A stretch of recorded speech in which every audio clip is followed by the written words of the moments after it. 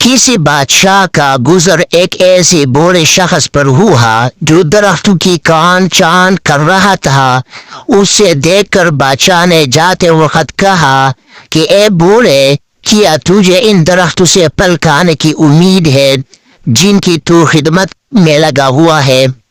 تو اس نے جواب دیا کہ بادشاہ سلامت، ہم سے پہلے لوگوں نے زراعت کی تو ہم نے اس سے فائدہ اٹھایا، اسی لیے ہم بھی اپنے آنے والوں کے لیے محنت کر رہی ہے تاکہ ہماری اس محنت سے وہ فائدہ حاصل کرے۔ بادشاہ کو اس کی بات بہت ہی پسند آئی اور اس نے خوش ہو کر 1000 اشرفیہ بوڑھے کو انعام دی۔ اس پر وہ بوڑھا کاشتکار کھل کر ہنس پڑا۔ بادشاہ نے حیرت سے دریافت کیا کہ آخر اس میں ہنس کی کیا بات تھی؟ تو اس نے جواب دیا کہ حضور، مجھے اس زراعت کے اس قدر جلد پھل دینے سے تعجب ہوا۔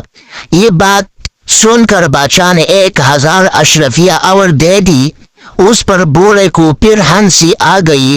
بادشاہ نے معلوم کیا اب ہنسی کی کیا بات ہے، تو اس نے عرض کیا کہ حضور، کاشتکار پورا سال گزارنے کے بعد ایک ہی مرتبہ فائدہ حاصل کرتا ہے، مگر میری اس زراعت نے اسی دیر میں 2 مرتبہ خاطر خواہ فائدہ پہنچا دیا۔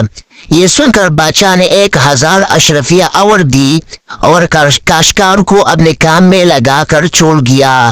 عبداللہ بن سلام رضی اللہ عنہ کہتے ہیں کہ تو اپنی زمین کا بونا جوتنا نہ چھوڑ، اگرچہ دجال پیدا